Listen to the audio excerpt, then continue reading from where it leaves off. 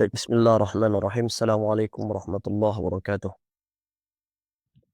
إن الحمد لله نحمده ونستعينه ونستغفره ونعوذ بالله من شرور أنفسنا ومن سيئات أعمالنا من يهد الله فلا مضل له ومن يضلله فلا هادي له أشهد أن لا إله إلا الله وأشهد أن محمدا عبده ورسوله اللهم صل وسلم على سيدنا محمد وعلى آله وأصحابه أجمعين وإلى تعلم وتعليم التذكر والتذكير والنفع والانتفاع والإفادة والاستفادة والحث على التمسك بكتاب الله وسنة رسوله صلى الله عليه وسلم والدعاء إلى الهدى والدلالة على الخير ابتغاء وجه الله ومرضاته وقربه وثوابه سبحانه وتعالى سبحانك لا علم لنا إلا ما علمتنا إنك أنت العليم الحكيم.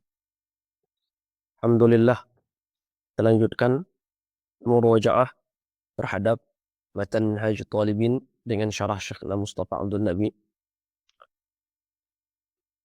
Pada pertemuan ini insyaallah kita membahas tentang babu mashi al-khuf, bab mengusap terhadap khuf. Setelah sebelumnya kita telah membahas tentang babu al-wudu, bab tentang wudu atau bab tentang sifat wudu. Para asatidz, para masyayikh, khuf itu artinya adalah semacam sepatu yang agak tipis yang biasanya digunakan oleh orang-orang yang berada di daerah biasanya yang punya musim dingin. Di tanah Arab, tanah Eropa yang biasanya ada musim dingin, mereka biasa memakai khuf, ya, seperti sepatu, tetapi biasanya dia agak tipis dan menutupi mata kaki. Ini yang disebut dengan al-khuf. Dan khuf ini salah satu syariat yang disyariatkan oleh Allah kepada Rasulullah dan umatnya dan menjadi salah satu khususiyat. Maknanya umat-umat sebelum kita itu tidak memiliki syariat adanya khuf, adanya mashul khuf. Maka syariat mashul khuf itu hanya ada dalam syariat Rasulullah Shallallahu Alaihi Wasallam. Maka mashul khuf ini termasuk khosais umat baginda Nabi Muhammad Sallallahu Alaihi Wasallam. Yang kedua,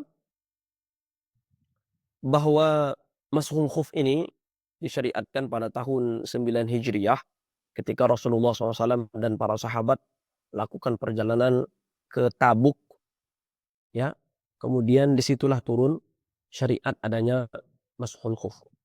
Ibnul Munzir menceritakan dari Al Hasan Al Basri bahwa 70 para sahabat itu melakukan syariat mashul khuf. Maka mereka melaksanakan mashul khuf sebagaimana yang mereka perhatikan dan mereka dengar dan mereka lihat daripada Rasulullah SAW. Oleh karena itu syariat mashul khuf ini termasuk syariat yang mutawatir adanya. Maka barang siapa yang mengingkari tentang syariat mashul khuf itu bisa jatuh kepada kafir. Karenanya Al-Imam Abu Ja'far At-Tahawi itu memasukkan permasalahan mashul khuf ke dalam matan aqidah Tahawiyah beliau. Jadi kalau kita bertanya kenapa belum masukkan matan di dalam matan aqidah Tahawiyah masalah furu', padahal aqidah Tahawiyah jelas permasalahan tentang aqidah. Tetapi di dalam kitab matan itu beliau sisipkan sedikit, ya, potongannya tentang mashul khuf, mengusap khuf. Jawabannya seperti yang kita jelaskan tadi. Ya, ininya dari segi barang siapa yang ingkari akan adanya syariat mashul khuf, bolehnya mengusap khuf, maka dia jatuh kepada kafir. Dan hukum kafir atau tidak ini adalah hukum akidah. Adapun dia boleh atau tidak boleh, kemudian dia sunnah, makruh, seperti hukum yang akan kita jelaskan, ini permasalahan fikih dan ini tentu bukan permasalahan akidah. طيب فقال الإمام النووي رحمه الله ونفعنا به وعلوم شيخنا ومشايخنا في الدارين اللهم آمين. باب مسح الخف, bab mengusap khuf, babu mashi al-khuf. Al-Imam Al-Rafi'i di dalam Al-Muharrar itu beliau menulis tarjamahnya dengan bahasa faslun, ya. Beliau katakan faslun, nah, beliau katakan faslun fil mashi 'alal khuffaini. fasal dalam mengusap terhadap dua khuf. Ada beberapa perbedaan. Pertama, Imam Nawawi mengtakbirkan dengan ibarat bab. Bab. Kemudian sedangkan Imam Ar-Rafi'i dalam Muharrar dengan faslun. Yang kedua, Imam Nawawi mentakbirkan dengan kata mufrad khufnya. Babun. Babu mashil khuf. Sedangkan Al-Imam Ar-Rafi'i dengan tasniyah. Musanna. Faslun fil mashi alal khuffaini. Alal khuffaini.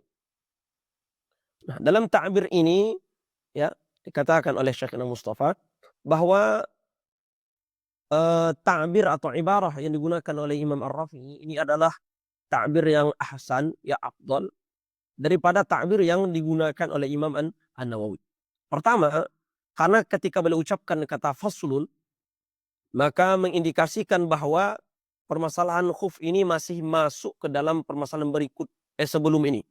Faslun itu kan subbab ya, kalau kita bahas Indonesia kan secara sederhananya adalah yakninya masih di dalam bab tertentu, yaitu masih dalam bab wudu. Kemudian ada fasal tertentu dalam bab wudu itu, ya, yaitu mengusap khuf, karena dia bahagian daripada wudu, ya, bahagian ganti daripada membasuh kaki atau mengusap khuf, mengusap sepatu kita. Sedangkan Imam Nawawi takbirkan dengan kata bab. Yang kedua, takbir Al-Imam Ar-Rafi dengan kata al-khuffaini ini lebih afdal daripada takbir Al-Imam An-Nawawi dengan kata al-khuf. Karena seolah-olah ketika beliau katakan al-khuf memberikan kesan bahwa bolehnya mengusap satu khuf sedangkan satu khuf yang lain dengan cara dibasuh atau kaki yang lain dengan cara dibasuh. Dan tentu ini tidak ada yang berpendapat demikian. Walaupun itu bukan maksud dan tujuan daripada Imam Nawawi, tentu tidak demikian. Tetapi secara zahirnya takbir beliau bisa mengarah seperti itu. Dan itu terkesan takbir yang tidak bagus. Maka takbir yang bagus ada al-khuffaini yang mengesankan bahwa bolehnya mengusap khuf itu adalah ketika dua-duanya. Tidak boleh satu-satu saja. Ya, kecuali tentu bagi orang yang punya satu kaki saja. Satu kaki maka boleh tentu satu saja yang diusap ya. Satu lain tentu dia tidak punya kaki. Taib. Faqala rahimahullah yajuzu fil wudu'i lil muqimi yawman wa laylatan. Boleh dalam wudu ya bagi orang yang mukim sehari semalam dan bagi orang yang musafir walil musafiri thalathatan bilayaliya 3 malam. Ya, 3 hari dengan malamnya. Di sini beliau membahas tentang hukumnya. Maka dikatakan oleh Syekhna Mustafa bahwa yang wajib dalam berwudu ya pada rukun yang keempat ya yaitu adalah mengusap dan membasuh kaki. Ya, membasuh kaki. Maka dibahaslah pembahasan tentang masul khuf karena ini adalah badal daripadanya. Maka pembahasan tentang masul khuf ini memang lebih cocok dan lebih afdolnya diletakkan setelah pembahasan tentang wudu langsung, karena dia bahagian sebetulnya daripada wudu sendiri. Al-Imam Asy-Syafi'i ya di dalam Ar-Risalah dalam beliau menyebutkan kata bab atau fasal tentang al-khuf ini yaitu setelah tayamum. Setelah tayamum. Kenapa? Apa wajhul munasabahnya? Kenapa tidak setelah al-wudu? Wajhul munasabahnya adalah karena tayamum itu di sana ada mashunnya, mengusapnya, maka di sini juga mengusap. Maka didahulukan syariat al-ghuslu, wudu, mandi, yang segala sesuatu yang berkaitan tentang basuhan, air mengalir, baru setelah itu segala sesuatu yang bersifat al-mashu, diusap. Maka dalam permasalahan ini, dalam masalah al-khuf ini, insyaallah kita bahas itu ya 5 perkara yang yang dituliskan oleh Al-Imam Nawawi dan dibagi oleh Gurunda Syekh Mustafa Abdul Nabi yang sebagaimana ada di dalam layar kita. Pertama, kita baca tentang hukum daripada masul khuf. Yang kedua, muddahnya, durasi lama kita boleh masul khuf itu berapa lama. Yang ketiga, syurutnya, apa saja syarat-syarat sehingga boleh. Yang keempat, kaifiyatnya, tata cara, ya, yang minimal dan tata cara yang maksimal, atau tata cara sunnahnya bagaimana, atau tata cara minimalnya bagaimana. Yang kelima adalah fima yantahi bihil mas, apa saja penyebab sehingga seseorang tidak boleh lagi mengusap khuf, atau sebab-sebab berhentinya usapan khuf, tidak boleh lagi. Yang pertama, ya, tentang hukum al-mashu alal khuffain. Ini yang ditakbirkan oleh Imam An-Nawawi dengan kata-kata beliau, yajuzu, yajuzu fil wudu, boleh dalam wudu, lil muqim yauman wa lailatan, bagi orang yang mukim sehari semalam. Yang pertama kata beliau yajuzu, maka masuk dalam hukum masuk alal khuffain. Hukum masuk alal khuffain ini, ya, dibagi oleh para ulama, hukum aslinya itu adalah boleh. Artinya tidak wajib, tidak sunnah, tidak makruh. Hukum aslinya boleh. Andai sekarang kita memakai khuf dan kita berwudu, masuk muka, tangan, usap kepala, kemudian ketika akan membasuh kaki, boleh kita memilih antara membasuh kaki atau kemudian mengusap khuf. Berarti asal hukumnya adalah boleh. Namun ada kalanya wajib. Kapan? Kalau seandainya sesuatu perkara dari luar yang menuntut adanya wajib. Ini disebut biasanya adalah wajib al-arid. Ada perkara luar yang menuntut supaya kita memakai syariat mas'ul khuf ini. Kapan? Apabila umpamanya air yang digunakan untuk berwudu tak cukup kalau seandainya digunakan untuk basuh kaki. Tapi kalau digunakan untuk mengusap khuf maka cukup. Ya. Dan begitu juga kalau seandainya digunakan untuk membasuh kaki, maka lama waktunya sehingga dia sholat di luar waktu. Tapi kalau seandainya diusap khuf, ya kan, tanpa membuka sepatu, tanpa membuka khuf dia tadi, langsung dia usap, langsung sholat, sehingga bisa sholat di dalam waktu. Berarti penyebab wajibnya ada di luar daripada khuf itu sendiri, yaitu tadi masalah air yang sedikit, kemudian masalah waktu yang sempit. Maka dalam perkara ini wajib seseorang mas'ul khuf. Kemudian yang ketiga, ya, ada kalanya hukumnya itu adalah haram. Dan haram ini ada dua pembagiannya. Haram sah dan haram tidak sah. Yang pertama haram ma'al ijza. Haram tapi sah. Umpamanya kita memakai khuf, tetapi khufnya itu khuf yang dicuri. Ini ada pembahasan khusus tersendiri nanti. Karena Imam Nawawi memberikan nas tersendiri nanti dalam kitab beliau. Nanti Syekh Mustafa bahas di akhir kitab. Atau uang yang kita belikan untuk khuf itu adalah ternyata uang curian, uang haram. Maka memakai khuf ketika itu kemudian kita usap, sah hukumnya, ya, dari segi hukum, tetapi haram dari segi pemakaian itu, ya. Dari segi ijza sah atau tidaknya sah, tapi haram. Kemudian yang kedua adalah haram dan tidak sah, ya. Berarti kalau haram dan tidak sah itu adalah zat daripada masuk khuf itu yang bermasalah. Seperti kalau seandainya dia memakai khuf, khuf itu adalah khuf yang dari bangkai, ya, khuf najis. Sedangkan syaratnya nanti suci yang akan kita bahas dalam syarat-syarat daripada khuf. Maka tak sah. Atau orang yang sedang berihram memakai khuf. Sedangkan salah satu syarat atau hal yang diharamkan bagi orang berihram adalah memakai al-ihatah atau memakai pakaian. Itu haram bagi orang laki-laki. Ketika dia memakai khuf, kemudian diusap juga di sana, haram hukumnya, ya. Kemudian dan tidak sah. Kemudian selanjutnya hukumnya bisa jatuh kepada mandub atau sunnah. Ini hukum berapa nih? Pertama mubah, kemudian wajib, kemudian haram. Haram ada dua, ya. Kemudian selanjutnya yang keempat atau yang kelima, ya, yaitu mandub atau dianjurkan. Kapan contohnya? Seseorang yang agak alergi dengan permasalahan mashul khuf. Ada beberapa tahun yang lalu, ya, perdebatan juga di Facebook dulu tentang bahwa syariat ini apa ini sebetulnya. Ada orang mempertanyakan bahwa nggak relevan lagi dengan hal yang sekarang atau zaman sekarang. Jadi mashul khuf ini apa? Lalu intinya apa? Lalu kemudian gunanya apa? Kenapa tidak masuk kaki dan segala macam?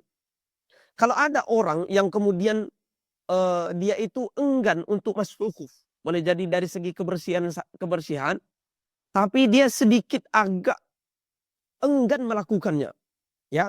nggak bersih katanya. Maka bagi orang ini dianjurkan untuk melakukan mashul khuf. Karena biasanya jiwa kita kepada sesuatu yang pertama kali dilakukan itu belum tertarik. Tapi kalau setiap hari dilakukan, terus dilakukan, itu sudah menjadi terbiasa, sudah menjadi habit bagi dia, maka perkara itu tidak menjadi asing lagi dan dia tidak akan mengingkari lagi. Karena manusia itu adalah musuh bagi apa yang tidak diketahuinya. Maka biasanya kalau seandainya tidak kita lakukan, kita akan merasa asing. Maka bagi orang yang seperti itu kasusnya, mandub dan dianjurkan bagi dia untuk masuk khuf. Agar kemudian terbiasa, dan dia tahu bahwa ini sunnah. Kemudian ada kalanya makruh. Kapan? Kalau seandainya umpamanya dibasuhnya khuf itu. Karena nanti makruh hukumnya. Kenapa? Karena akan membuat khuf itu bisa menjadi rusak, mudah sobek atau apa namanya akan mudah koyak atau diulang-ulang usapannya. Nah, maka makruh juga karena anjurannya nanti cuma satu usapan saja. Ya, dan itu pun dengan air yang sedikit dan tidak dengan air yang banyak. Air sedikit yang basah di jari kita kemudian kita usapkan. Itu yang sebenarnya. Ini masalah yang pertama, at-tarful awal, yaitu tentang hukum mengusap khuf. Yang kedua tentang muddati al-mashi. Yaitu durasi mengusap khuf ini berapa lama? Ya, ijmal kalam atau kesimpulan secara umum seperti yang disebutkan oleh Al-Imam An-Nawawi di sini, beliau katakan lil muqimi yauman wa lailatan. Bagi orang yang mukim, ya, bolehnya itu adalah sehari semalam. Maksudnya adalah 24 jam. Dan bagi orang yang musafir, 3 hari 3 malam. Ketika beliau katakan bagi orang mukim dan bagi orang yang musafir, maka mashul khuf ini tidak terkhusus hanya bagi orang yang sedang melakukan safar. Tidak. Ya. Jadi jangan kira bahwa dia ini adalah rukhsah bagi orang yang sedang melakukan safar sehingga sulit ayah. Tidak begitu. Ya, tidak sama dengan perkara jamak, qasar, ya. Yang itu diizinkan karena adanya rukhsah safar. Maka masul khuf tidak demikian. Masul khuf itu dianjurkan, ya, disyariatkan, mohon maaf, baik bagi orang yang musafir maupun orang yang mukim tidak melakukan safar. Maka bahkan Imam Nawawi menafsirkan pertama lil muqimi, bagi orang yang mukim boleh sehari semalam. Jadi bagi orang mukim, baik mukimnya itu mukim biasa, mukim itu mungkin mukim maksiat, atau bahkan mungkin itu mukim maksiat. Mukim maksiat itu maksudnya adalah dalam keadaan dia bermaksiat kepada Allah, ya kan, dengan mukimnya itu. Umpamanya seorang istri yang menolak ikut dengan suami, yang kemudian suami tidak redha kepadanya. Ini istri dalam keadaan maksiat, mukimnya di sana. Nah, walaupun demikian tetap boleh ada rukhsah mashul khuffi bagi dia. Begitu juga kalau seandainya ada orang yang melakukan safar tapi safarnya safar pendek. Atau safarnya itu safar panjang tapi dalam keadaan maksiat. Umpamanya tujuannya mencuri, ya. Maka orang yang demikian tidak dapat rukhsah. Orang demikian tidak dapat rukhsah, ya. Dalam masalah safar salat jamak qashar juga demikian. Kalau orang melakukan perjalanan untuk tujuannya mencuri, tidak boleh dia menjamak mengqashar. Sudahlah mencuri, ingin juga menjamak mengqashar. Maka kalau seandainya orang itu mukim, baik dia maksiat maupun tidak maksiat, musafir, tapi musafirnya perjalanan yang pendek, atau perjalanan panjang, tapi dia dalam keadaan maksiat. Atau perjalanan yang bingung, tidak tahu tujuan arah tujuan. Ya, seseorang yang tidak memiliki arah tujuan. Ya, bagaimana maksudnya? Wallahu alam, itu kenapa tidak bergerak Ustaz Fadli? Coba dong pindahkan ke sebelah Ustaz Fadli. Ya kita, oh iya, taib. Bisa apa namanya, diperbesar saja ya. Nah, taib. Jadi bagi orang yang mukim, Dan mukimnya, baik mukimnya itu yang tidak maksiat maupun mukim maksiat. Yang kedua musafir pendek. Ketiga musafir yang panjang tapi maksiat. Atau orang yang dalam keadaan safar walaupun safar panjang tapi dalam keadaan bingung, tidak memiliki arah tujuan tertentu. Seseorang umpamanya mencari barang hilang, tapi dia nggak tahu arah tujuannya. Walaupun perjalanan panjang jauh, bagi orang nggak boleh menjamak mukosor nanti. Sama dalam hal ini, dia disamakan seperti orang yang mukim. Hukumnya sama dengan orang mukim. Bagaimana hukum bagi orang mukim? Maka Imam Nawawi mengatakan yauman walailatan. Durasinya hanya sehari semalam, yaitu 24 jam. Ya, 24 jam. Yang kedua, adapun orang musafir, walil musafiri salasatan dia. Safar yang panjang, tentu safarnya ini adalah safar yang mubah, bukan safar yang maksiat. Jadi safar itu ada dua. Ada safar mubah, ada safar maksiat. Safar mubah, ya, untuk baik safar mubah ini hukumnya mutlak, ya. Baik di dalamnya itu safar wajib maupun safar sunnah, atau safar makruh, ya. Seperti orang yang melakukan perjalanan sendiri, itu kan makruh safarnya. Atau orang yang melakukan perjalanan untuk menjual kain kafan, perjalanan wajib seperti perjalanan haji, perjalanan sunnah seperti ziarah. Jadi mubah di sini maksudnya adalah yakni mubah dari segi safarnya, bukan hukum-hukum masing-masingnya. Maka bagi orang yang musafir dengan safar yang panjang, yang mubah, panjang di sini maksudnya adalah sudah memenuhi kriteria safar qasar, yaitu kedua marhalah 89,40 kilo, ya, 89,40 kilometer. Kalau seandainya belum sampai di situ, maka dikategorikan dengan kategori pertama, yaitu safar pendek, berarti hanya 24 jam saja. Kalau yang safar panjang yang mubah ini, maka boleh dia mengusap selama 3 hari 3 malam. 24 kali 3 yaitu 73 jam. Nah,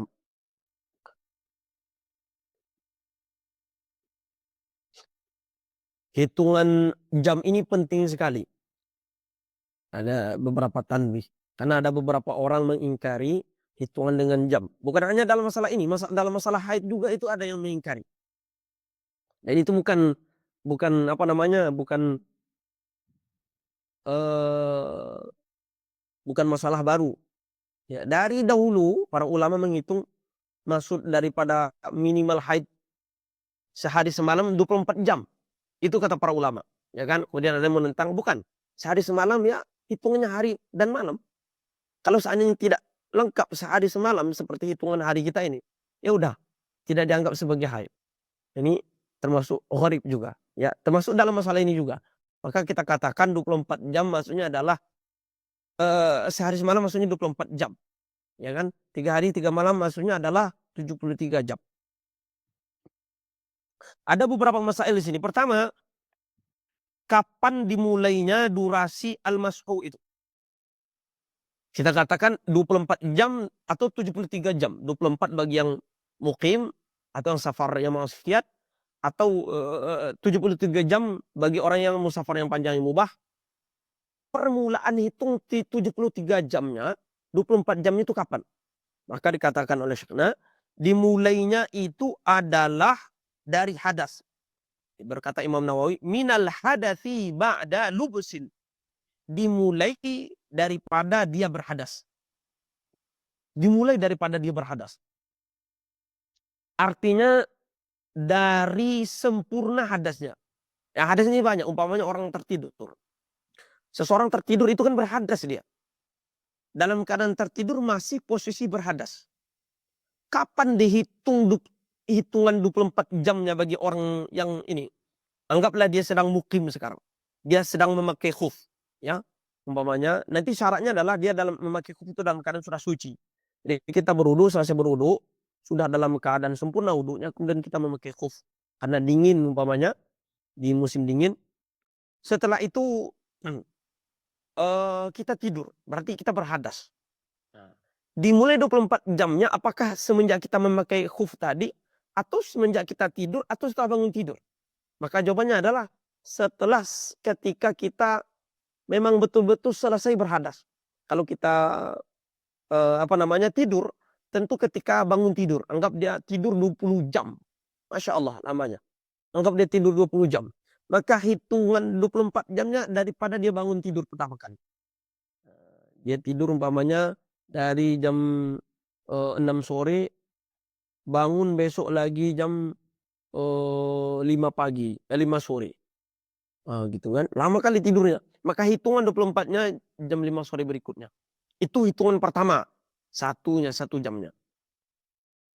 Bukan dihitung daripada awal dia tidur. Ya kan, karena kalau dihitung dari awal dia tidur, kalau tidur 24 jam, udah habis masa durasinya. Jadi dihitung dari hadas dia itu selesai. 6. Kata apa namanya, dan ini adalah mutabar daripada pendapat Syekhul Islam, yaitu Syekh Zakaria Imam Ibnu Hajar, ya kan? Ya, ayah Syihab Ibnu Hajar. Seperti pendapat para ulama yang lain juga, ulama mutaqaddimin, mutaakhirin, jumhur ulama. Ya, jumhur ulama. Syihab Ibnu Hajar, afwan. Syihab Ibnu Hajar dan Syihab Ibnu Ar-Ramli, ayah. Sedangkan di dalam Syarah Zubat Imam Ar-Ramli berpendapat demikian. Sedangkan di dalam Hasyiah Asnal Matalib dan juga anak beliau yaitu Imam Syamsuddin Ar-Ramli berpendapat bahwa permulaan masa 24 jam atau 73 jam itu dihitung berdasarkan kriteria hadas. Jadi dirinci oleh beliau. Ada hadas itu adalah hadas yang dengan ikhtiar kita. Ada hadas itu bukan dengan ikhtiar kita. Apa hadas dengan ikhtiar kita? Contoh hadas dengan ikhtiar kita seperti tidur, ya, menyentuh lawan jenis, ya, atau tersentuh. Maka ini adalah hadas dengan ikhtiar kita. Kalau seandainya hadas itu dengan pilihan kita sendiri, kita sentuh orang, ya, lama pula menyentuhnya. Istri kita umpamanya kita sentuh istri kita, lama pula menyentuhnya, maka mulai dihitung itu dari awal menyentuh. Kalau seandainya menyentuh 2 jam, tidak dari akhir 2 jam itu, tapi dari awal menyentuh. Tapi kalau itu kan karena hadas pilihan kita. Tapi kalau hadas itu adalah hadas yang tidak bisa kita untuk memilihnya, sudah barang pasti akan berhadas seperti itu. Umpamanya adalah baul, buang air kencing, buang air besar, ya kan? Angin, terkentut, ya kan? Atau gila. Ini kan hadas yang tidak bisa kita memilih. Sudah barang pasti kita akan BAB, buang air kecil. Sudah barang pasti akan keluar angin. Maka kalau seandainya demikian, maka dari akhir hadasnya. Umpama seorang, Masya Allah dia kencing lama, 1 jam kencingnya. Maka dimulai dari akhir atau selesai dia terkencing. Bukan dari awal terkencing. Umpamanya demikian. 6.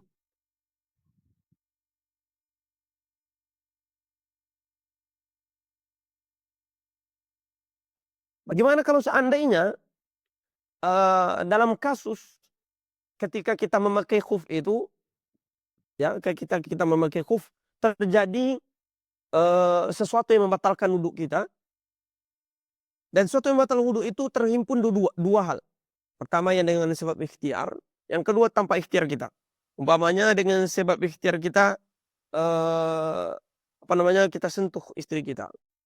Kemudian setelah itu juga kita kencing, ya, buang air kecil. Berarti bergabung 2 hal.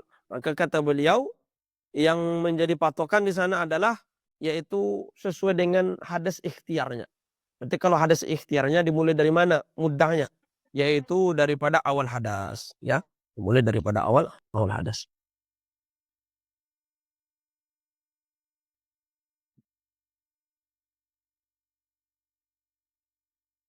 Nah, taib. Kemudian selanjutnya masalah yang kedua, andai orang yang berhadas itu, orang yang memakai khuf itu berhadas. Kemudian dia berwudu, kemudian membasuh kedua kakinya di dalam khuf itu. Jadi sekarang orang yang memakai khuf udah habis hadas, berhadas dalam keadaan dia belum menanggalkan khufnya ini. Kemudian dia berwudu, harusnya dia bisa mengusap khufnya ini.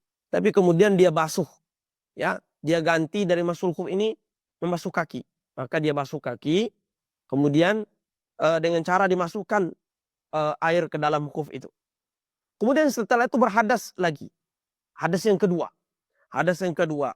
Maka pertanyaannya adalah, hitungan durasi 24 jam atau 73 jamnya. Apakah dari hadas yang pertama tadi, padahal di hadas pertama tadi tidak menanggalkan khufnya, atau dari hadas yang kedua ini?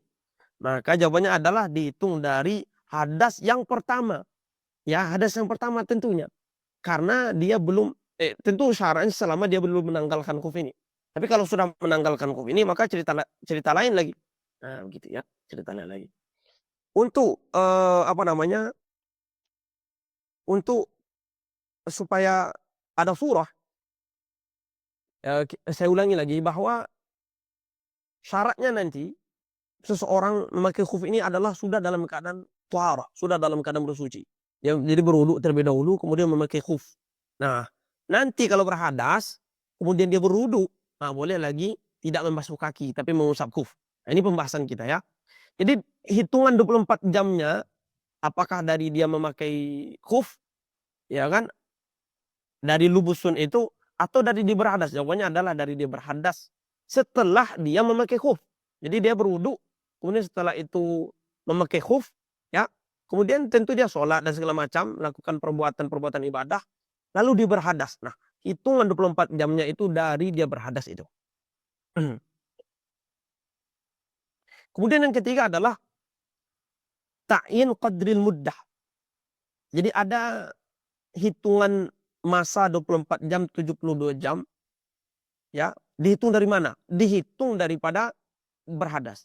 Tapi penentuannya apakah sekarang 72 jam, 73 jam, atau 24 jam, mentakyinkan, menentukan durasi mana yang boleh kita lakukan atau yang disyariatkan boleh bagi seseorang itu. Nah, ini penentuan ini apa namanya adalah dengan ketika kita sudah mengusap, ya, dengan ketika kita sudah mengusap. Kapan kita mengusap itu? Pendeknya adalah ketika kita umpamanya sekarang dalam keadaan di rumah karena dingin, kita berwudu, setelah berwudu kita memakai khuf. Kemudian beberapa jam setelah itu batal ternyata wudu kita, berhadas kita. Nah, berarti berhadas sudah dihitung mulai, ya, sudah dihitung mulai. Hitungan waktu 24 atau 73-nya. Tapi apakah 24 atau 73-nya dihitungnya kapan? Dihitungnya bagaimana? Atau bagaimana cara menentukannya, mentakyinkannya adalah ketika kapan kita mengusapnya. Kalau kita mengusap dalam keadaan kita tidak dalam keadaan perjalanan, artinya kita di rumah mengusap, berarti kita mesti atau kita bolehnya kita mengusap nanti berapa lama? Hanya 24 jam. Karena mengusapnya kita hanya ketika kita berada di rumah. Tapi kita memakai khuf sedang berada di rumah. Kemudian melakukan perjalanan, di jalan ternyata kita berhadas, kemudian berwudu, kemudian mengusap khuf. Nah, berarti kita mengusap khuf ketika dalam keadaan safar. Berarti ta'yinnya adalah ketika kita safar. Bagi orang yang safar diperbolehkan 73 jam. Maka bagi dia apa namanya boleh menyempurnakan 73 jam. Semenjak kapan hitung 73 jamnya? Jadi semenjak memakai khuf tadi. Walaupun memakai khufnya di rumah, hitungan waktunya tadi apa namanya hitungan penentuan waktunya tadi berada di ketika dia perjalanan. Itu tidak masalah. Ya kan? Artinya dihitung umpamanya dia melakukan perjalanan dari jam 6 di rumah. Melakukan perjalanan. Ternyata jam 10 pagi, jam 11 dia mau sholat zuhur umpamanya jam 12 dia berhadas. Dan ternyata dia berwudu tidak membasuh kaki tapi dengan mengusap khuf. Maka bagi dia boleh menyempurnakan 73 jam. Tapi sudah dihitung 73 itu dari jam 6 pagi tadi. Dia memakai khuf di rumah, dari rumah tadi. Nah. Maka ada beberapa hal yang tercabang dari permasalahan ini. Wa yatafarra' ala hadza furu'un. Pertama, seandainya seseorang memakai khuf sedang berada dalam keadaan tidak safar, ya, hadar, dia berada dalam keadaan masih mukim. Kemudian berhadas dan dia masih dalam keadaan mukim. Kita di rumah, kemudian berhadas dalam keadaan masih di rumah. Kemudian setelah itu melakukan safar, ya. Nah, di dalam keadaan perjalanan safar kita baru berwudu dan mengusap khuf. Maka seperti yang kita jelaskan tadi, boleh kita mengusap berapa? Yaitu 73 jam. 3 hari, 3 malam. Hitungannya dimulai dari kapan? Semenjak kita berhadas tadi. Nah, afwan ya, setelah kita berhadas tadi. Ya, di rumah tadi. Kalau jam 6 kita berhadas di rumah tadi setelah memakai khuf, maka dari jam 6 dimulai. Yang kedua, kalau seandainya kita memakai khuf, kebalikannya. Kita sedang melakukan safar, seperti biasa kita tidak memakai khuf. Di safar, ya, kita umpamanya memakai khuf. Sedang melakukan perjalanan, kita beli khuf atau kita punya khuf, kita pakai dalam keadaan kita di safar. Kita tidak pakai ketika semenjak dari rumah. Kemudian kita berhadas. Ya, berhadas ketika di safar. Kemudian sampailah dia di tempatnya, di rumahnya, dalam keadaan dia sudah mukim. Kemudian setelah itu berwudu. Ya, berwudu. Karena dia memakai khuf, lalu dia usap saja khufnya. Ya. Setelah itu, dia melakukan safar lagi. Dia melakukan safar lagi, artinya safar ini safar panjang. Berapa lama durasi boleh dia untuk mengusap khuf? Maka jawabannya hanya 1 hari 1 malam. Karena dia mengusap khuf ketika dia mukim. Nah, maka kaidahnya seperti yang kita sebutkan tadi, hitungan 72 jamnya, 3 hari 3 malamnya, 73 jam, 3 hari 3 malamnya, atau 1 hari 1 malam, atau 24 jamnya, dihitung kapan kita mengusap khuf. Kalau kita mengusap khuf ketika safar, maka hitungnya 73 jam. Hitung 73 jam semenjak kapan? Itu pembahasan tadi. Itu semenjak kita berhadas. Kalau seandainya kita mengusap khuf ketika kita mukim, maka berarti 24 jam. Hitungnya kapan? Ya semenjak kita berhadas tadi. Bagaimana kalau seandainya kasusnya yang ketiga, seseorang mengusap khuf, ya, ketika berada di rumah atau ketika berada dalam keadaan mukim. Kemudian setelah itu melakukan safar. Ya, melakukan safar. Ya udah, dia sempurnakan masa safar, masa khufnya ini hanya 24 jam saja karena ketika safar. Tapi kalau seandainya dia mengusap khuf ini dalam keadaan dalam perjalanan, dalam perjalanan tadi. Kemudian dia mukim, ya, kemudian dia mukim. Boleh jadi ada beberapa kasus, boleh jadi perjalanannya ini sudah 3 hari atau masih 2 hari, belum sampai 3 hari. Nah, perjalanannya ini belum lama, tapi dia sudah mukim, sudah balik lagi ke tempatnya. Maka kata beliau, kalau seandainya dia sudah mukim sebelum 1 hari 1 malam, ya udah dia hanya menyempurnakan masuk khuf tadi hanya 24 jam saja. 1 hari 1 malam saja. Tapi kalau dia sudah mukim setelah dia melakukan safar sehari semalam, artinya dia sudah melakukan sehari semalam, sudah masuk khuf dia sehari semalam itu, ya kan? Dan belum sampai 3 hari 3 malam. Maka tidak boleh dia menyempurnakan muddah safar. Maaf, salah saya. Jadi dalam posisi ini ketika dia mengusap sedang di perjalanan, udah sampai di rumah, ya kan, sudah mukim lagi. Kemudian mukim dia ini setelah melakukan perjalanan sehari semalam, ya, dan belum sampai 3 hari. Karena kalau sudah sampai 3 hari udah tidak ada lagi masul khufnya. Karena masul khuf kalau ketika kita ada perjalanan hanya 3 hari. Sekarang belum sampai, hanya sehari baru. Harusnya tentu masih ada durasi dia 2 hari.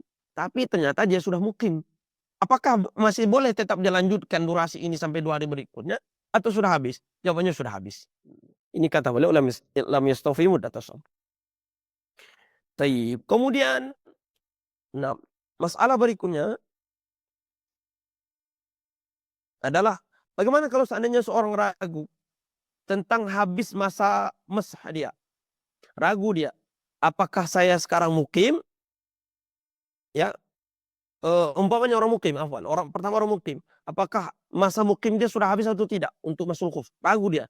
Tadi mengusapnya sudah sampai 24 jam dari saya berhadas atau belum ya? Nah, begitu. Dia ragu. Atau orang yang musafir begitu juga. Apakah ini sudah hari ketiga, hari kedua, ragu dia. Maka kalau bagi orang yang ragu tidak boleh dia mengusap. ya, tidak boleh dia mengusap, tetapi ketika itu wajib dia untuk membasuh kaki.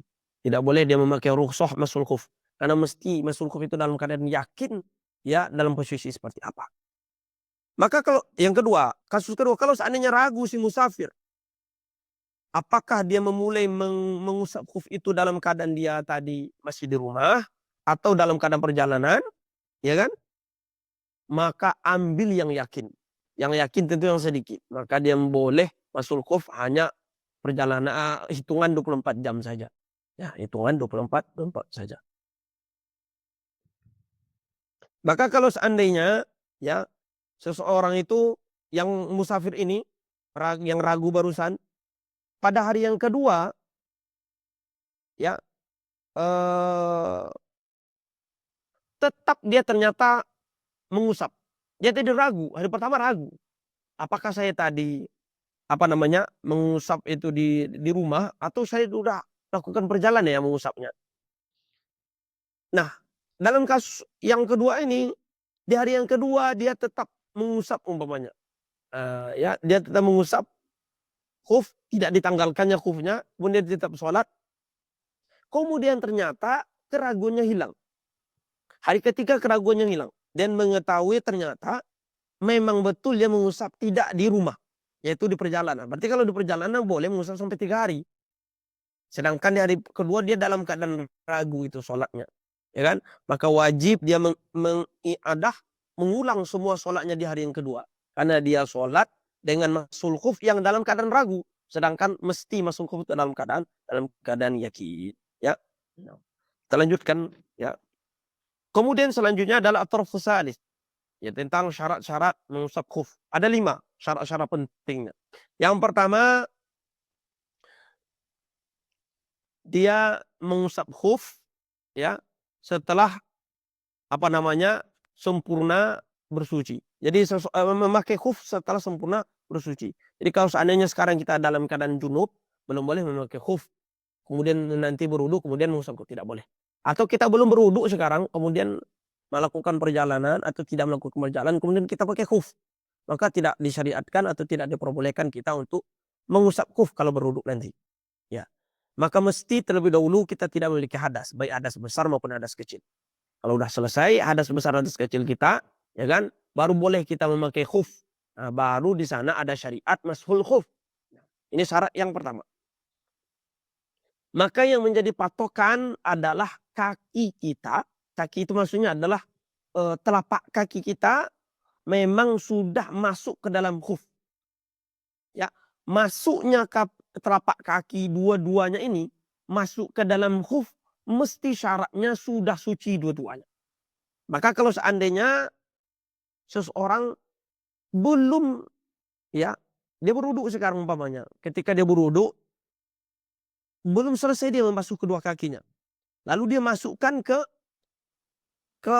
khuf tapi belum sampai ke bawah khuf, ya, belum sampai ke telapak kaki khuf, tempat injakan itu belum sampai ke bawah, ya kan? Kemudian dia basuh kakinya, sedangkan kakinya itu masih berada di atas khuf, ya.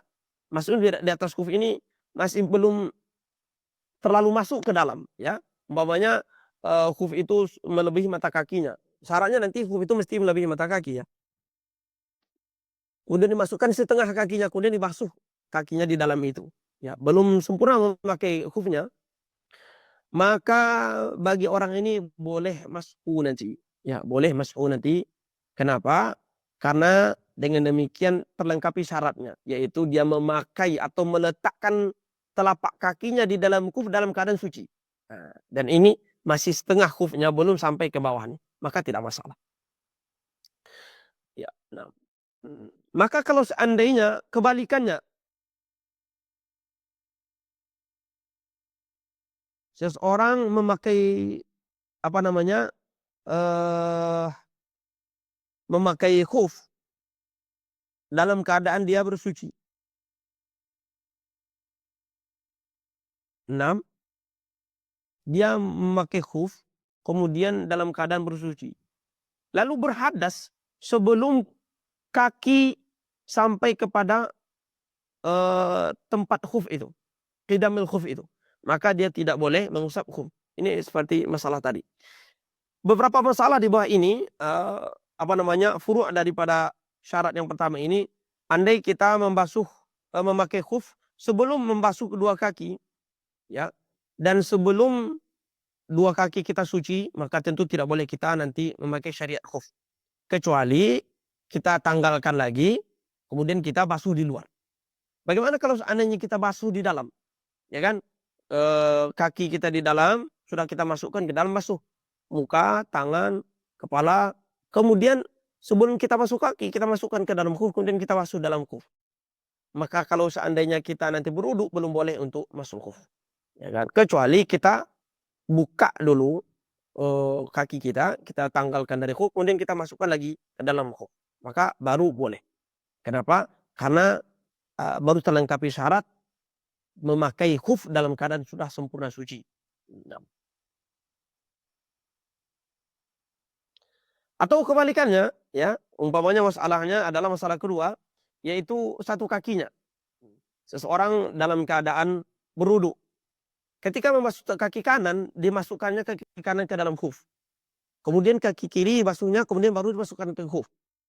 Tidak disucikan dua-duanya baru dimasukkan. Sebagaimana mestinya, tidak. Tetapi sekarang dibasuhnya kaki kanan, kemudian dipakai khuf. Kaki kiri kemudian memakai khuf. Ya, maka bagi orang ini, ya, tidak sah atau tidak terlengkapi syaratnya. Mestinya dua kakinya suci. Sedangkan kaki kanan tadi, ya, kaki kiri belum suci tadi. Maka bagi dia mesti menanggalkan kaki kanannya, kemudian dimasukkan lagi ke dalam. Ya, masukkan lagi ke dalam. Baru terlengkapi bahwa dia memakai khuf dalam keadaan sudah sempurna suci. Kemudian masalah berikutnya adalah bagaimana kalau seandainya orang yang mustahadah, ya, orang yang mustahadah. Karena khuf ini adalah syariat bukan hanya bagi orang yang sehat, yang normal, tapi bagi orang yang dalam keadaan dzu darurah, orang yang memiliki kebutuhan khusus seperti orang mustahadah, ya, sulusul baul, sulusul rih, juga ada rukhsah memakai khuf. Ya, memakai khuf ini, mashul khuf ini. Maka permasalahan di sini adalah kalau seandainya orang yang mustahadah, darahnya keluar terus-menerus bagi perempuan ini, dan telah dihitung sebagai bahwa dia mustahadah, dia berwudu. Kemudian dia memakai dua khuf. Lalu setelah itu, ya, dia berhadas. Artinya sudah dilengkapi syarat-syaratnya. Dia berwudu sesuai dengan syarat-syaratnya. Orang mustahadah itu kan tentu syarat-syarat wudunya tidak seperti syarat orang biasa. Ya, dia berwudu ketika sudah masuk waktu sholat, setelah dibersihkan, setelah ditutup, kemudian dibalut, kemudian baru berwudu. Nah, kemudian setelah itu dia pakai khuf. Setelah memakai khuf, kemudian dia berhadas, ya, dengan hadas selain hadas istihadah. Karena kalau hadas istihadah tentu ini tidak menjadi permasalahan kita. Karena orang ini akan selalu akan istihadah, selalu akan keluar darahnya.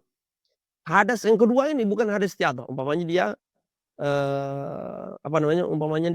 umpamanya buang air kecil, buang air besar, ya, bersentuhan lawan jenis dan segala macam. Maka rinciannya adalah kalau seandainya darahnya sudah berhenti dan dia tidak mustahadah lagi sebelum dia mengusap terhadap khuf ini, udah sehat. Ya, sebelum dia melakukan syariat mashul khuf, mustahadah ini udah sehat. Nggak ada lagi keluar darahnya terus-menerus seperti ini. Maka bagi orang ini wajib menanggalkan dua khufnya. Tak boleh dia membiarkan khuf ini, wajib dia kemudian bersuci secara sempurna lagi. Karena taharah yang diperbolehkan mashul khuf tadi adalah karena dia mustahadah. Sekarang mustahadahnya itu hilang, udah sehat. Ya, maka tidak ada lagi sandaran hukum itu. Tapi kalau seandainya mustahadahnya tetap ada, belum sehat, tentu boleh dia mashul khuf. Kenapa boleh? Ya karena tadi dia memakai mashul khuf itu supaya boleh untuk mashul khuf. Nah, begitu. Dia memakai khuf tadi supaya boleh untuk mashul khuf. Kemudian rinciannya, kalau seandainya dia berhadas sebelum dia sholat fardu, ya, dengan sucinya ini. Karena orang mustahadah, ya, orang yang daimul hadas ini tentu dengan satu toharohnya itu hanya boleh satu sholat. Fardu ya, satu sholat fardu. Atau satu sholat fardu dengan tambahan sholat-sholat sunnah yang lain. Ya. Sholat nawafil, sholat sunnah banyak dilakukan boleh dengan satu wudhu mustahadhah ini. Tapi kalau sholat fardu wajib memperbaharui setiap kali dia sholat fardu toharoh bagi orang mustahadhah ini. Kalau seandainya bagi perempuan ini yang kasus kita sebutkan tadi mustahadhah ini berwudu ya, kemudian memakai khuf, kemudian berhadas.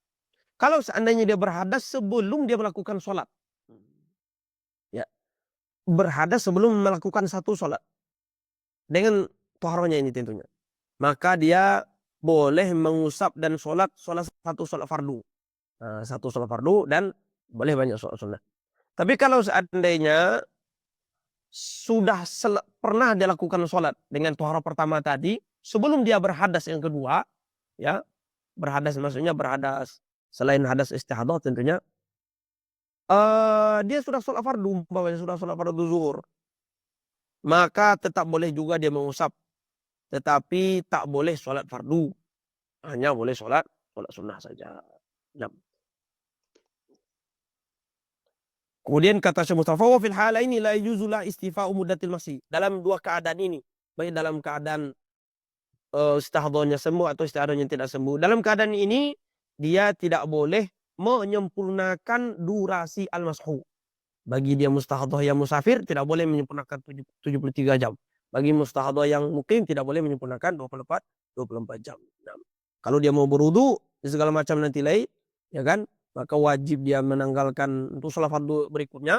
Ya, kalau dia mau sholat fardu berikutnya wajib dia tanggalkan khufnya, wajib kemudian dia lakukan wudu yang sempurna sebagaimana wudunya orang mustahadah. Bagaimana kalau seandainya kasus berikutnya adalah kalau orang itu bertayamum. Orang yang bertayamum kemudian dia memakai khuf. Kemudian setelah itu ingin mengusap khuf. Rinciannya kalau tayamumnya karena tidak ada air, maka bagi orang tak boleh mengusap khuf tentunya. Kenapa? Kalau kan udah melihat air, berarti batal tayamumnya. Ya, kalau seandainya tayamumnya karena tidak ada air. Sekarang ada air. Nah, ada air berarti tidak boleh tayamum. Tayamumnya batal tadi. Dan tidak boleh mengusap khuf. Tapi kalau seandainya karena ada halangan, umpamanya luka, ada jawirah dan segala macam, maka dia membasuh bagian yang sehat terlebih dahulu. Kalau ada air, basuh bagian sehat terlebih dahulu. Kemudian ditayamumkan bagian yang luka, kemudian boleh dia mengusap sama seperti mustahadah. Contohnya adalah umpamanya di tangannya ada perban atau tangannya luka. Sekarang tentu dia tidak boleh menggunakan air di tangannya. Maka tata caranya adalah basuh bagian sehat terlebih dahulu. Basuh muka, ya, kemudian basuh tangan yang sehat. Maka tangan yang sakit ini tentu dia bertayamum. Tayamum untuk ganti usapan ini. Ya. Setelah tayamum muka dan tangan, mana yang lagi yang belum lagi? Kepala, maka usap kepala. Kemudian yang mana lagi bagian wudhu lagi? Kaki. Maka ketika masuk kaki boleh dia masuk khuf sama seperti mustahabah tadi. Ini syarat yang pertama, yaitu mesti memakai khuf dalam keadaan sudah sempurna suci daripada hadas kecil dan hadas besar. Syarat yang kedua adalah bahwa dua khuf itu menutup, ya, menutup mu'zam apa yang wajib dibasuh dari basuhan fardu dalam kaki. Kaki kita yang wajib dibasuh tentu dari ujung jari sampai mata kaki. Maka mesti kalau memakai khufnya itu menutup dari ujung jari sampai mata kaki. Kalau seandainya khufnya itu seperti sepatu kita di bawah mata kaki, ya kan? Maka sama sekali ini tidak diperkenankan. Tidak boleh mengusap khuf. Tidak ada syariat khuf, mashul khuf bagi dia. Karena tidak memenuhi syarat. 6.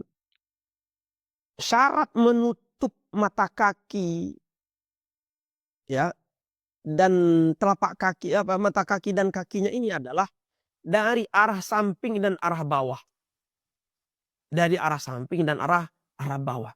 Artinya kalau kelihatan dari atas umpamanya khufnya itu agak lebar, maka kelihatan dari atas khufnya itu umpamanya kelihatan mata kakinya, atau bahkan kelihatan umpamanya tumit dia, maka tidak masalah. Ini kebalikan dari masalah penutup aurat dalam sholat. dalam sholat menutup aurat itu kata para ulama mesti tertutup dari arah samping dan arah atas. Nah, dari sampai arah samping dan arah atas.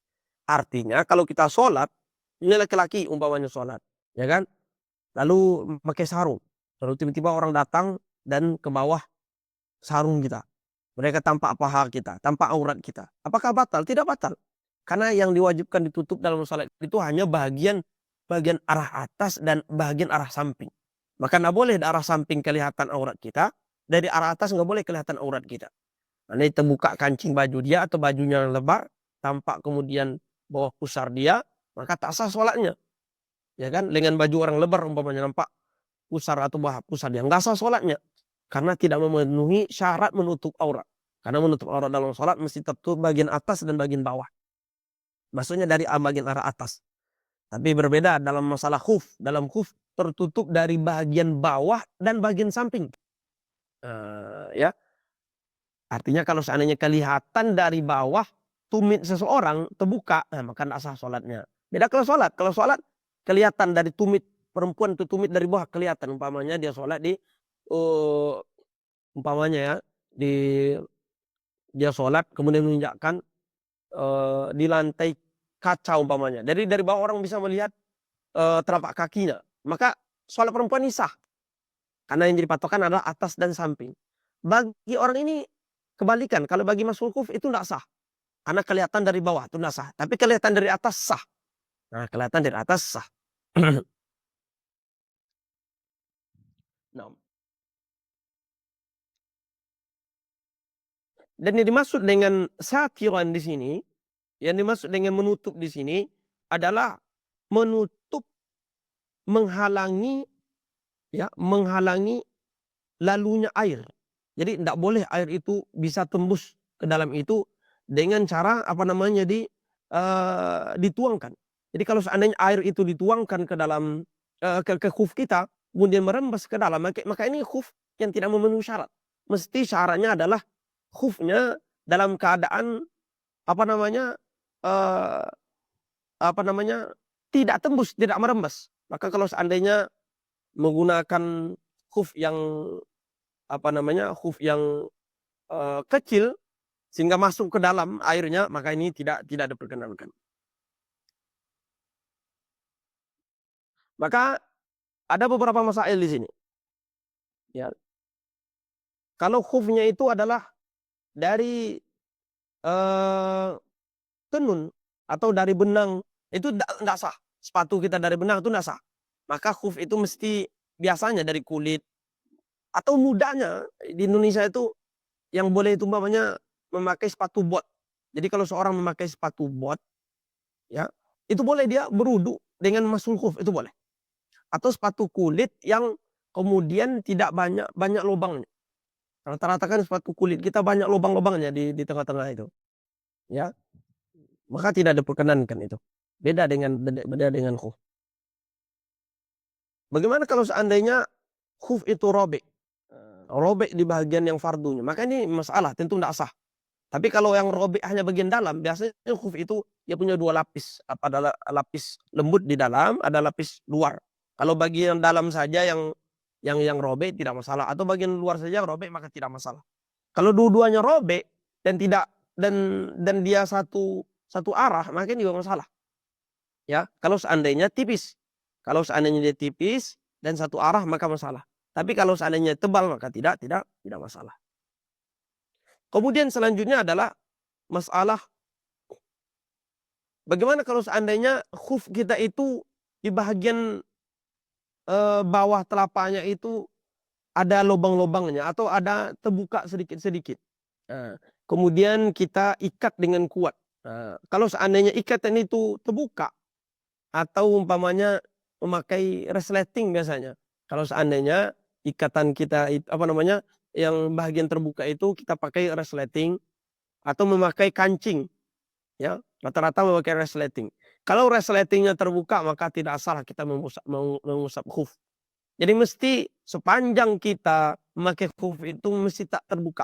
Kalau sudah terbuka maka tak boleh lagi mengusap khuf kecuali memenuhi syarat-syarat tadi lagi, berwudu lagi, ya kan? Udah memakai dalam keadaan sudah berwudu lagi. Kemudian syarat yang ketiga adalah bahwa khuf itu khuf yang suci. Maka tak sah kalau khufnya itu diambil dari sesuatu yang najis seperti bangkai, ya, bangkai yang belum disamak dan segala macam. Ya, begitu juga najis, najis yang tidak ma'fu anhu. Adapun najis yang ma'fu anhu maka diperkenalkan. Kemudian selanjutnya, ya, dikatakan oleh para ulama bahwa syarat daripada suci khuf ini hanya ketika kita mengusap. Jadi ketika kita memakai tadi dari awal sampai akhir kita memakai umpamanya dia najis karena kita lewat di tempat najis segala macam, maka itu tidak ada masalah. Yang disyaratkan suci adalah ketika kita akan mengusap khuf. Nah, berarti sebelum kita berwudu ya dibasuh terlebih dahulu. Kemudian ketika kita mengusap mesti dalam keadaan suci. Karena kita akan sholat tentunya. Tentu syaratnya bagi orang yang akan sholat tentu suci kakinya. Kemudian syarat yang keempat, ya, yaitu bahwa khufnya ini kuat. Kuat maknanya adalah mungkin digunakan untuk berjalan dalam keperluannya. Bukan perjalanan satu marhalah, dua marhalah itu. Dua marhalah tidak. Maksudnya adalah perjalanan taradud keperluan musafir itu. Biasanya musafir ini melakukan perjalanan memakai kendaraan, memakai unta kah, kuda kah, ya.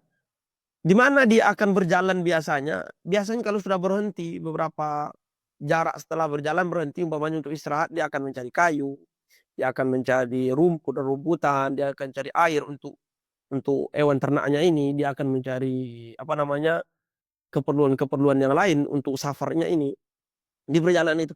Nah, sepatu ini mesti kuat untuk keperluan taradud ini, keperluan perjalanan-perjalanan lil hajat ini. Ya, jadi bukan maknanya adalah kuat melakukan perjalanan selama 73 jam. Ini enggak. Ini yang disalah artikan oleh sebagian orang. Ya kan? Nggak akan mungkin kuat. Dan ini nggak relatif sekarang katanya.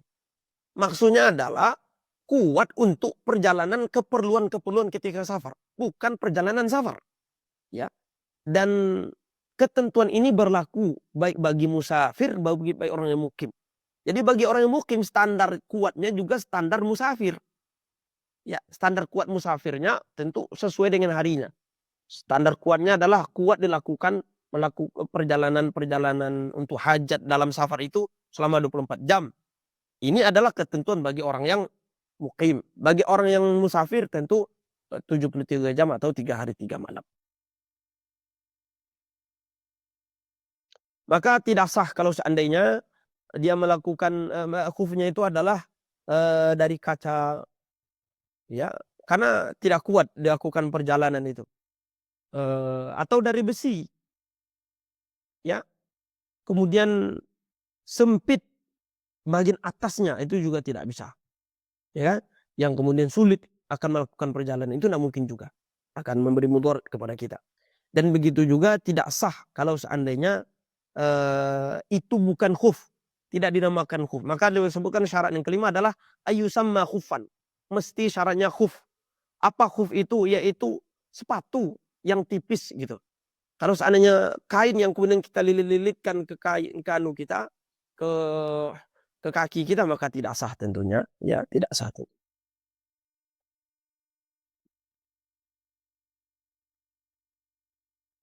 Nah, kemudian selanjutnya ada masalah jurmuk. Jurmuk ini seseorang memakai khuf dua, ya, atas bawah atas berdua memakai jurmuk. Kalau seorang memakai khuf kemudian di atasnya dua dipakainya boleh jadi karena dingin, ya, perjalanan jauh dan segala macam, maka ada 4 hal. Kalau yang atas itu, ya, yang paling atas umpamanya sah dan memenuhi syarat untuk boleh mashul khuf. Dan yang di bawah, ya, maaf, yang di bawah, yang di atas, yang di bawah tidak sah, yang di atas yang sah. Umpamanya di bawah itu hanya seperti kaos kaki lah, memakai seperti kaos kaki, kemudian di atas itu baru khuf. Kalau seperti itu maka sah tentu khuf di atas, usapan khuf di atas, karena tentu tak ada pengaruhnya di bawah. Jurmuk namanya istilahnya nih, pakai dua-dua. Maka karena yang lemah di bawah itu tidak memenuhi syarat, maka tidak ada masalah seperti kaos kaki. Maka kaos kaki itu tidak memenuhi syarat sama sekali untuk dijadikan masul khuf. Ya kan? Syekhuna Abdul Aziz Syahawi, Syekh Abdul Aziz Syahawi belum menyampaikan beberapa sering kali beliau katakan berdasarkan 4 mazhab, beliau selalu menyampaikan demikian. Maka ketika belum menjelaskan syarat ini, yaitu syaratnya mesti apa namanya, mesti dia itu kuat, ya, dan dia khuf itu mesti kuat. Maka kalau seandainya tidak kuat dan tidak menghalangi sampainya air, maka ini tidak sah dan ini berdasarkan 4 mazhab. Maka menggunakan kaos kaki kemudian mengusap di kaos kaki sebagaimana yang kalian lihat di banyak orang sekarang di Mesir kata beliau, itu tidak sah. Maka tidak sah kalau seandainya kita menggunakan kaos kaki, ya jawrab kaos kaki mengusap. Karena kaos kaki dengan diusap saja langsung akan merembes ke dalam. Ya, bukan kulit. Dia tidak menghalangi sampainya air. Nah, begitu. Ya, walaupun ditentang oleh sebagian ulama-ulama di luar mazhab. Ya, di luar mazhab ini. Ada yang mengatakan bahwa mazhab mazhab mazhab Hanafi, ya, mazhab Hanafi mengatakan, ada yang mengatakan bahwa boleh katanya jawrab yang masuk sekarang, ya kan? Tapi kita tentu lebih berhati-hati mengikut fatwa daripada para masyayikh kita. Yang kedua, kalau seandainya masing-masing itu tak sah, ya, tak kuat, kaos di lapis 2 umpamanya, atau lapis 3, lapis 4, maka tidak boleh masuk khuf. Ya, tidak boleh masuk. Yang ketiga, kalau seandainya yang bawah yang soleh lin masih, yang kuat itu yang bawah. Lapisan atas itu yang tidak kuat, yang kaos kakinya umpamanya. Maka ini ada rinciannya. Ini baru ada rinciannya. Kalau seandainya ketika kita mengusap itu langsung kita masukkan usapan itu ke bawah, ya. Artinya kita masukkan tangan kita ke dalam khuf itu. Khuf yang ringan tadi yang tidak kuat. Dari kita masukkan dengan mengusap bagian dalam itu. Tentu sah. Tapi kalau seandainya kita usap yang bagian atas saja, maka rinciannya kalau seandainya merembes ke dalam ke bawah, tidak merembes ke bawah air itu, usapan atau basah itu tentu tak sah. Tapi kalau merembes air usapan khuf kita sampai ke bawah, maka ada rinciannya. Kalau seandainya tujuan kita memang mengusap yang bawah, atau tujuannya mengusap dua-duanya, atas bawah, atau memutlakkan, tidak ada niat sama sekali, artinya memang niatnya adalah maskhul khuf, maka sah dengan demikian. Tapi kalau tujuannya hanya mengusap yang atas, walaupun air sampai ke bawah, maka tidak sah. Ya, maka tidak sah. Yang keempat, masalahnya adalah kalau dua-duanya sah. Dua-duanya sah. Atas sah, bawah sah. Maka sesuai dengan rincian yang tadi. Kemudian yang terakhir, nah ini dibahas oleh Syekh Mustafa. Khuf yang haram, yang dicuri. Ya, bagaimana hukumnya? Ya, maka ada dua wajah di sini. Kalau di dalam matan itu yang disebutkan oleh Imam An-Nawawi. Ketika beliau menyebutkan tentang syarat. Wa syartuhu ayyul basa ba'da kamali tuhurin. Memakai khuf setelah sempurna suci. Satira mahalli fardihi. Menutup bahagian fardu daripada kakinya. Tahiran yang suci. Tidak boleh najis. Yumkinu tiba'ul masyi'a fihi. Mungkin untuk melakukan perjalanan dengan khuf ini. Litarot duli musafirin lihajatihi. Dalam bolak-baliknya musafir pada hajatnya. Ya, hajat musafirnya. Dalam ketika dia safar, ya. Qila wa halalan, ada mengatakan mesti halal. Artinya kalau seandainya dicuri maka ada yang mengatakan tidak sah. Maka di sini ada dua pendapat. Pendapat pertama mengatakan la yajuzu, tidak sah. Tidak sah, ya, mengusap di sini karena apa namanya? Ada dua alasan. Alasan pertama adalah al-masfu terhadap khuf ini adalah tujuan untuk istidamah. Ya. Tujuannya adalah supaya kita memakai 3 hari, memakai sehari. Sedangkan kalau seandainya kita memakai khuf curian, perintahnya adalah untuk langsung menanggal dan kembalikan. Jadi bertentangan antara istidamah dengan istirdat di sana. Sedangkan pendapat yang ashah adalah sah, tetapi berdosa. Sebagaimana yang kita sebutkan di awal tadi. Dia tidak ada hubungan sama sekali dengan khuf.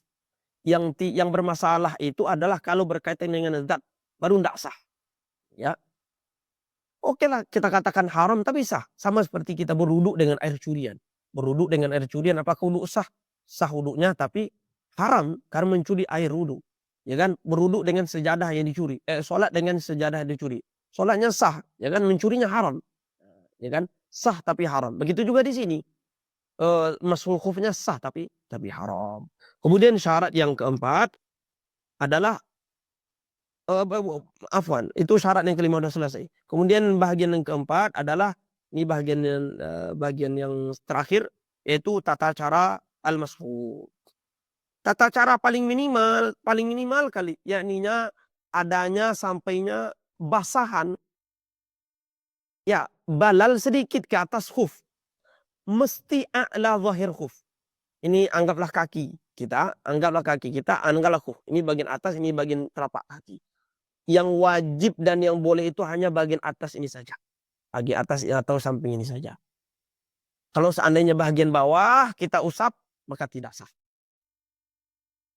Ya.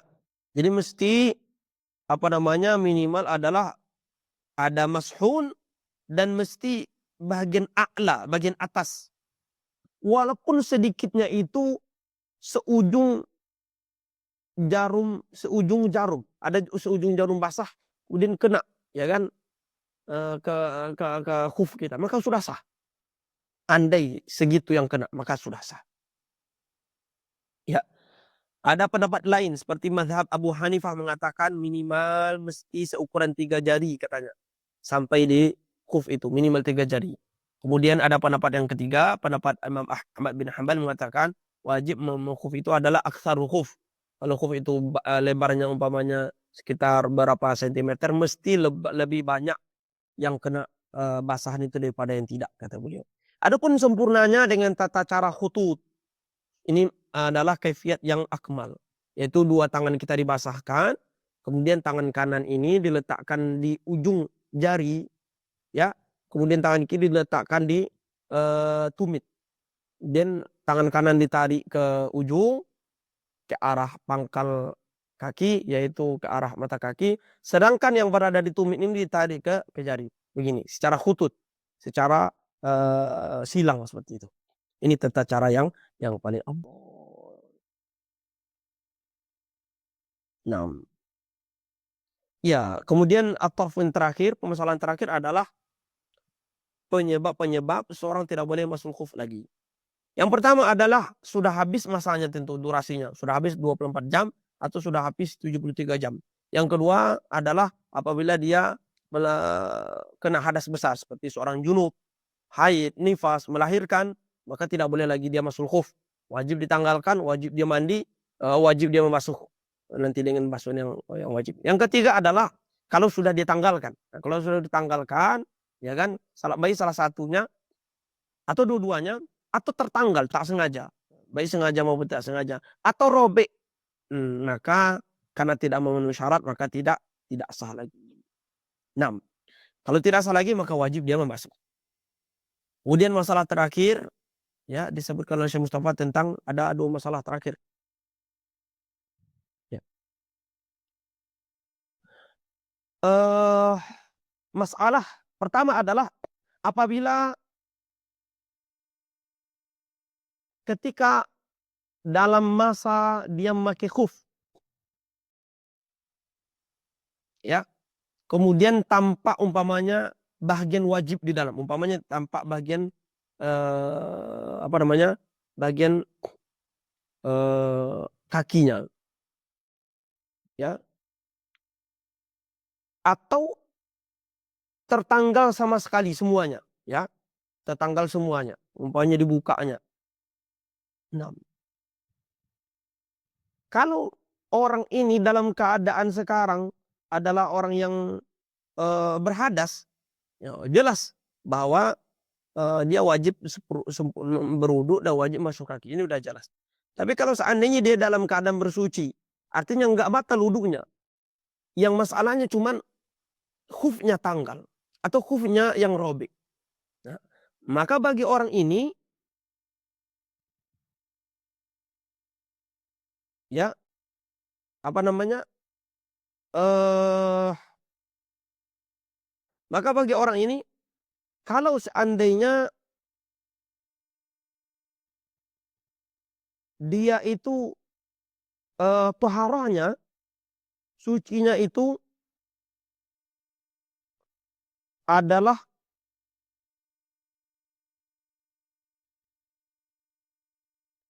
suci yang pertama. Suci yang pertama kali. Dia bersuci sekarang. Kemudian setelah bersuci dia memakai khuf, ya. Setelah memakai khuf, robek khufnya itu. Nah, ini kasusnya. Maka itu tidak ada hubungan sama sekali bagi dia. Karena wudhunya tadi adalah wudhu masuk kaki. Maka tidak ada hubungan sama sekali. Kalau dia ingin mengusap khuf lagi untuk ke depannya, maka wajib dia memakai khuf baru tentunya. Dibuka dua khuf ini, dipakai lagi. Cukup seperti itu saja. Karena wudhunya adalah wudhu dengan membasuh kaki. Tapi kalau seandainya dia adalah orang yang wudhunya adalah wudhu yang kedua dengan usapan khuf. Nah, jadi dia sekarang berwudhu sempurna membasuh kaki. Kemudian memakai khuf. Setelah itu berhadas lalu berwudhu dengan cara membasuh dengan cara mengusap khuf. Nah, bagi orang ini, ya kan, bagi orang ini apakah batal wudhu dia atau tidak? Apakah dia mesti membasuh kaki lagi atau mengulang wudhu secara sempurna? Maka ada dua qaul ya dalam mazhab Syafi'i. Ya, dari qaul Imam Syafi'i. Qaul yang masyhur yang dikatakan cukup dia saja membasuh kaki saja. Karena muka, tapak, tangan, semua kakinya itu sudah dibasuh tadi. Sedangkan kakinya cuma diusap saja di khuf, tidak ada dibasuh. Maka sekarang cukup dibasuh kaki saja. Sebagaimana mualah itu tidak wajib. Mualah kan tidak wajib. Mualah itu boleh kita berwudhu masuk muka sekarang. Kemudian nanti setelah sejam baru usap tangan. Setelah sejam lagi usapkan kepala. Sejam lagi baru kaki. Itu boleh. Maka kasusnya sama seperti orang ini. Cukup masuk kaki saja lagi. Ya kan? Tapi pendapat yang kedua, ini pendapat gharib, kata beliau, orang itu wajib mengulangi wudhu dari awal. Dan ini pendapat yang lemah. Ya kan?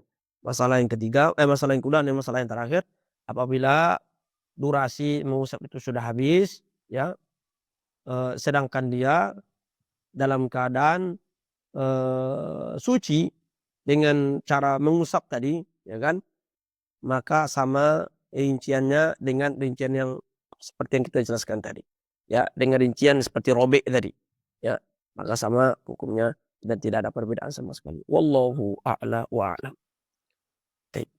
Ada, sebelum kita tutup, ada pertanyaan dari asatidz sekalian? Tafadhol.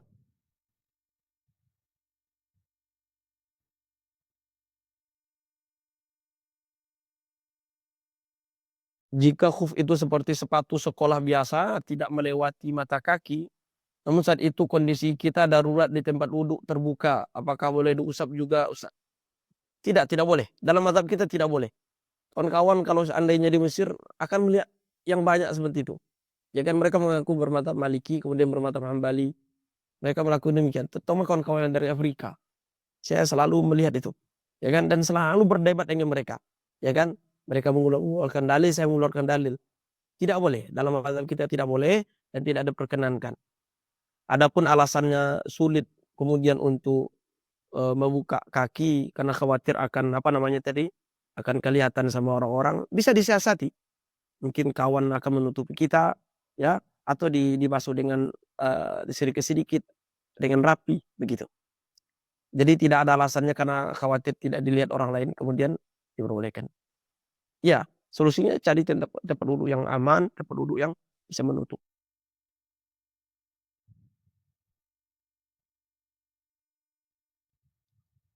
Maddah masul khuf dengan khiyar syarat beda ya.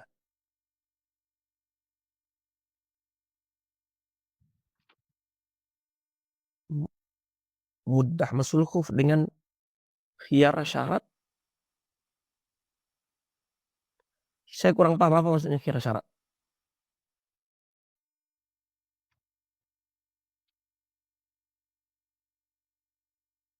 Ya, durasi masul khuf dengan khiyar syarat beda. Allah, saya nggak tahu apa khiyar syarat itu.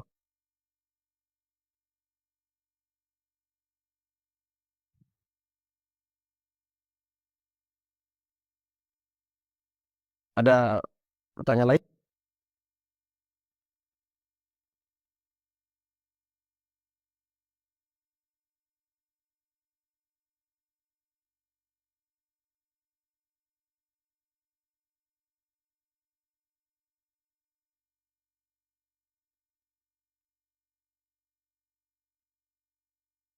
Baik. Kalau tidak ada pertanyaan, atau kalau ada diskusi di grup silakan, ya. Kalau tidak ada pertanyaan kita tutup murojaah. pada malam hari ini. Ya doa kafaratul majelis, subhanakallahumma wa bihamdika asyhadu an la ilaha illa anta astaghfiruka wa atubu ilaik. نستأذنكم يا مشايخ. السلام عليكم جزاكم ورحمة الله خيرا. وبركاته.